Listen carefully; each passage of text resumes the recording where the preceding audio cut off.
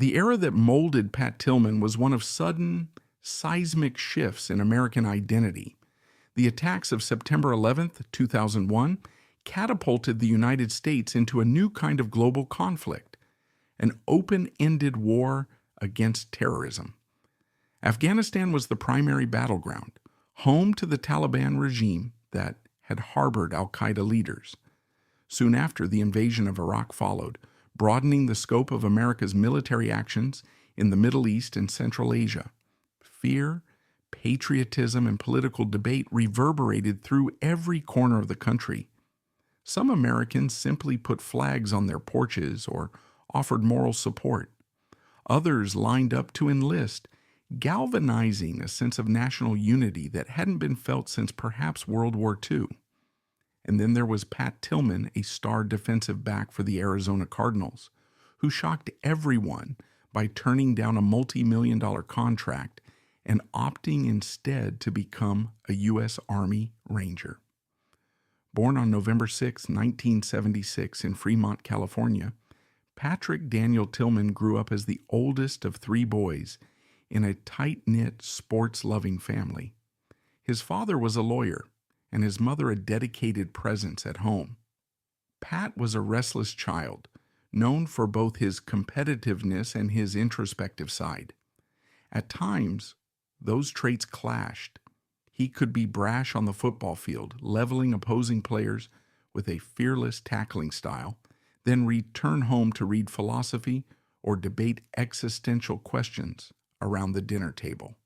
He developed a fierce loyalty to friends and family, forming close bonds that would color every decision he'd make as an adult. In high school, he was undersized for a linebacker, yet he excelled by virtue of sheer grit and a tenacious spirit. He led his team to a regional championship and caught the attention of Arizona State University, which offered him a scholarship. At Arizona State University, Tillman's underdog story continued. He was deemed too small for a major college football program, but fought his way into a starting role. In 1997, he helped lead the Sun Devils to the Rose Bowl. Off the field, he was known to read poetry and engage in lively classroom debates. This combination of intellectual curiosity and relentless aggression on the football field made him a standout even before he set foot in the NFL. Drafted by the Arizona Cardinals in 1998, Tillman quickly became their starting safety. Though the Cardinals were not a powerhouse franchise, his intensity and hustle turned heads across the league. Teammates recall how he refused to accept endorsement deals if they conflicted with his personal values, once turning down a lucrative offer because it promoted a product he felt was deceptive. During the off-season, he sometimes sought solitude by trekking into the wilderness, determined to keep himself grounded. Despite his fame, he drove an old truck and lived modestly. Yet by 2001, he was due for a major payday. The Saint. Louis Rams offered him a contract worth several times his current salary. He stayed with the Cardinals out of loyalty, content with forging his own path. Then came September 11th. The terrorist attacks on the World Trade Center and the Pentagon rattled Tillman deeply. Like millions of Americans, he felt an urge to respond, to do something tangible. In the spring of 2002, Tillman shocked the sports world by announcing he was leaving professional football to join the Army. He made the decision quietly, turning down a multi-year $3.6 million deal. When a local reporter asked him why, he replied that there were more important things than football. He refused most interview requests, asking for no special treatment. The media nonetheless seized on his story. The NFL star turned soldier, a patriotic icon for the post-9/11 generation. Tillman enlisted with his younger brother Kevin, who had been playing baseball in the minor leagues. The two endured the grueling training regimen to become Army Rangers. Their first assignment took them to Iraq in 2003, during the early days of Operation Iraqi Freedom. This was a lesser-known chapter of Pat's story. Many incorrectly assume he went straight to Afghanistan. but records and testimonies show that he spent months in Iraq, grappling with the complexities of a war launched on disputed premises. In letters to close friends, he confided confusion about the rationale behind the invasion, though he continued to serve diligently. He found camaraderie in the harsh conditions, forging bonds with other Rangers who, like him, had set aside civilian aspirations for the sake of duty. Eventually, he was redeployed to Afghanistan in 2004. The Taliban had regrouped in certain mountainous regions, and U.S. forces conducted relentless patrols in treacherous terrain. On April 22nd, near the rugged slopes of Khost Province, Tillman's unit became involved in a chaotic engagement that ended with Tillman fatally shot by his fellow soldiers. The Army initially reported that he died heroically, engaging hostile forces in a fierce firefight. He was posthumously awarded the Silver Star and the Purple Heart. Speeches were delivered extolling his bravery and sacrifice. For a nation longing for heroes, the narrative of Pat Tillman's last stand against the enemy was almost too perfect, but that was only the beginning of a much darker story. Behind the scenes, doubts surfaced. Some of Tillman's platoon mates began whispering that it wasn't enemy fire that killed him. Fragmentary evidence indicated friendly forces had mistakenly targeted Tillman's position in the confusion of the ambush. According to later investigations, the chain of command quickly realized the possibility of fratricide. Yet in press releases, official statements, and the tribute ceremony, the Army perpetuated the myth that Tillman was killed by the enemy. Some say the Pentagon recognized how powerful a symbol Tillman had become and worried that the truth would tarnish the war effort's morale. In the months following his death, Pat's family sensed inconsistencies. His mother, Mary Danny Tillman, and his father, Patrick Tillman Sr., pressed for answers. They demanded autopsy reports, ballistic data, and eyewitness testimonies. They found contradictory accounts, destroyed evidence, and suspicious editing of official documents. The more they pushed, the more they encountered obfuscation, yet they refused to be silenced. Mary Tillman in particular became a relentless force, combing through thousands of pages of Army records, raising public awareness and accusing senior military officials of staging a cover-up. In an explosive hearing before the U.S. Congress years later, it was revealed that the Army knew within days that Tillman had died by friendly fire, but withheld that information from the public and even from his family for weeks.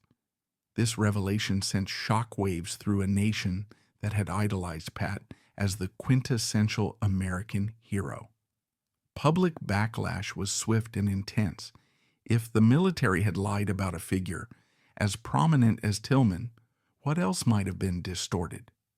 Some critics pointed to a broader pattern of propaganda, arguing that the government exploited Tillman's death to bolster support for wars increasingly seen as controversial. Meanwhile, others noted Tillman's own journal entries and conversations, in which he expressed profound doubts about the Iraq War's legitimacy, casting him not as a simplistic emblem of patriotic fervor, but as a thinking soldier wrestling with moral ambiguities. The scandal also sparked debates about accountability. Multiple Army officers faced reprimands for their roles in the misinformation campaign. High-ranking officials, including generals, claimed ignorance. The White House at the time denied any involvement in shaping the false narrative, but the Tillman family, having lost their son and brother, saw these responses as half measures. In interviews, Mary Tillman lamented that no one at senior levels was ever truly held responsible for the deception. She also expressed heartbreak at the notion that the government had used Pat's death as a public relations tool. Beyond the scandal, the personal toll was enormous. Kevin Tillman, who had served alongside Pat, struggled with the emotional aftermath, guilt, anger, and grief. Other Rangers who witnessed the incident carried their own trauma, forced to reconcile the tragic mistake that had claimed the life of a comrade revered by an entire country. For Pat's widow, Marie, the sorrow was compounded by the sudden swirl of media attention and misinformation. She received notes from fans who still believed Pat had been killed heroically fighting the Taliban. The reality was far more complicated and painful. In time, the Tillman family's quest for truth became a beacon of sorts for other military families demanding transparency. Their persistence led to multiple congressional hearings and a flurry of investigations. Documents were declassified, generals were interviewed under oath, and reporters sifted through contradictory statements. In the end, the official verdict was that Pat Tillman died by friendly fire in the chaos of combat. The cover-up was attributed to errors in judgment and communication failures. Yet for many, those phrases felt like euphemisms. The more cynically minded believed that top officials had deliberately manipulated Tillman's story to preserve a heroic narrative at a time when public support for the war was waning. Despite all this, Pat Tillman's legacy remains powerful. His decision to leave the NFL for the Army stands as an extraordinary act of principle, representing a willingness to serve something larger than oneself. He symbolized a breed of altruism that cut across ideological lines. People from different political persuasions could admire him for different reasons. Some saw him as the epitome of patriotism, others as a man wrestling with the contradictions of war, yet choosing to stand by his countrymen. His personal writings, which surfaced in bits and pieces, revealed a deep thinker who questioned authority while still believing in personal responsibility and communal bonds. A lesser-known fact about Pat is that he kept a small library of books during his deployments, including works by Noam Chomsky, an outspoken critic of American foreign policy. This might surprise those who pigeonhole him as an unquestioning patriot. In fact, his reading list suggested he was exploring viewpoints across the political spectrum, trying to form his own nuanced judgments. Another surprising anecdote is that during one lull in operations, he and a fellow Ranger engaged in a spirited debate about the morality of warfare, with Pat making comparisons to the Trojan War, an event he'd studied in classical literature classes. These glimpses reveal a man far more complex than the simple hero or victim narratives often assigned to him. The controversies that swirl around his death and its aftermath raise broader questions about the military, propaganda, and the price of war. When the Army distorts reality to maintain a certain image, it undermines trust with soldiers and the public. Fratricide is, tragically, not uncommon in the chaos of combat, but rarely does it involve someone as high profile as Tillman. The subsequent cover-up or perceived cover-up highlights how institutions can prioritize their own reputation over transparency, inflicting secondary traumas on grieving families. In examining the consequences of Tillman's story, we see ripples in both cultural memory and military doctrine. His case became a rallying cry for those demanding that the Pentagon address how it communicates wartime information. Families of the fallen and countless veterans found a voice in the Tillmans, who insisted that the truth, no matter how painful, must come before patriotic myth-making. On a human level, Pat Tillman's legacy underscores the tension between personal integrity and institutional power. He left behind a life of comfort and fame for what he believed was a moral imperative, only to become part of a narrative that was manipulated for public consumption. His story also resonates beyond American shores, reflecting universal themes of sacrifice, disillusionment, and the human cost of conflict.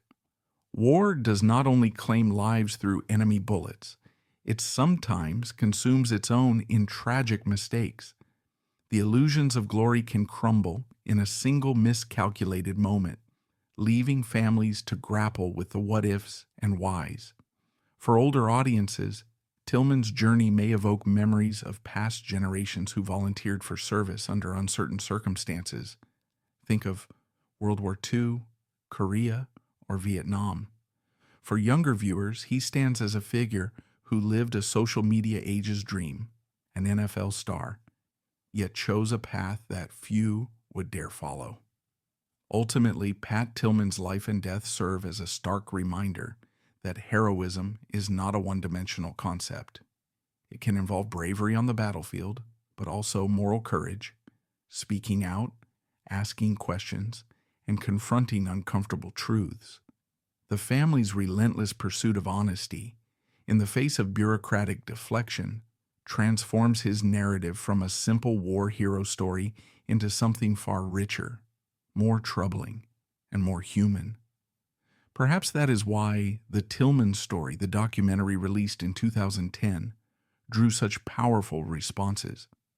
It stripped away the veneer of patriotic sound bites and showed us a man of contradictions, intensely loyal yet deeply questioning, physically fearless yet emotionally vulnerable, adored by fans, yet reluctant to live in the spotlight. By the time Congress held hearings on Tillman's death, many Americans had soured on the wars in Afghanistan and Iraq, seeing them as costly and endless. Pat Tillman's sacrifice, once a clarion call for national unity, now prompted reflection on the cost of those conflicts, both in dollars and in human lives. His mother's testimony, eloquent and laced with quiet fury, laid bare the anguish that official spin can wreak upon a grieving family. Politicians offered apologies, but the damage was done. So what does Pat Tillman's story reveal about our notions of duty, patriotism, and the burden of command? It shows that the line between heroism and tragedy can be razor thin.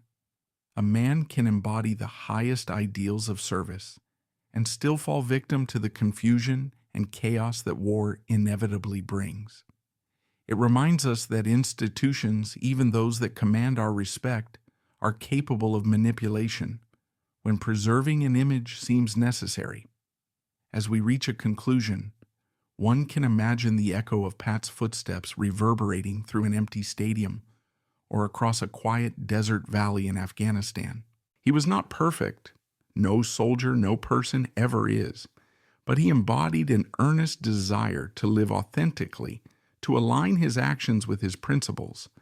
Even his last weeks were marked by letters suggesting he was wrestling with the moral implications of the war he was fighting. Perhaps that internal conflict, the friction between love of country and skepticism of its policies, makes him more relatable than any easy myth of a sports hero turned super soldier. In the end, Tillman's death leaves us with a stark choice. Do we accept the comfortable lie, or do we demand an honest reckoning no matter how painful? His family demanded the latter, and in doing so, forced the Pentagon and the American public to confront uncomfortable truths about friendly fire, propaganda, and the messy reality of war. Their struggle affirms that behind every name etched on a memorial are stories of grief, unanswered questions, and complicated legacies. In that sense, Pat Tillman lives on as more than a symbol. He is a reminder that duty can take many forms, and that the greatest act of respect we can offer a fallen hero is to seek the truth about how and why they died. That search for truth, guided by integrity, may be his most enduring legacy. It transcends the football field, the Ranger Battalion, and the controversies that followed. It places him in the pantheon of individuals who dared to follow their conscience, paid a steep price, and then, through the courage of loved ones, offered a glimpse of humanity's capacity for both greatness and error. And perhaps that is what resonates most powerfully, because Pat Tillman was not just a headline or a poster boy for American heroism. He was a human being who loved fiercely, questioned deeply, and died tragically, leaving behind a story that still challenges us to this day.